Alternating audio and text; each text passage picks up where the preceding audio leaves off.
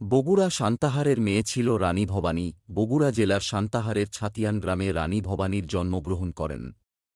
সংস্কার এবং সংরক্ষণের অভাবে রানী ভবানীর বাপের বাড়ি আজ ধ্বংসের পথে। প্রচলিত আছে সপ্তদশ শতাব্দীতে ছাতিয়ান গ্রামের জমিদার আত্মারাম চৌধুরী ছিলেন নিঃসন্তান। আত্মারাম চৌধুরী সন্তান লাভের আশায় বাড়ির কাছে নির্জন পুকুর পাড়ে ঈশ্বরের উদ্দেশ্যে পূজা অর্চনা করেন। পরবর্তীতে তার স্ত্রীর গর্ভে ফুটফুটে কন্যা সন্তানের জন্ম হলে তার নাম রাখা হয় ভবানী। জমিদার যে স্থানে সাধনা করে সিদ্ধি লাভ করেন সে জায়গাটি সিদ্ধেশ্বরী নামে পরিচিত হয়ে উঠে।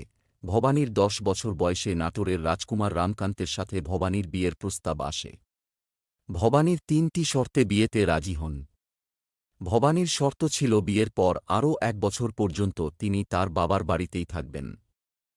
আর সেই 1 বছরে ছাতিয়ান গ্রামে প্রতিদিন একটি করে পুকুর খনন করে দিতে হবে। ছাতিয়ানগ্রাম থেকে নাটোর পর্যন্ত লাল সালুর কাপড় দিয়ে ছাউনিযুক্ত নতুন রাস্তা তৈরি করতে হবে। আর এলাকার প্রজাদের ভূমিদান করে তাদের স্বাবলম্বী করতে হবে।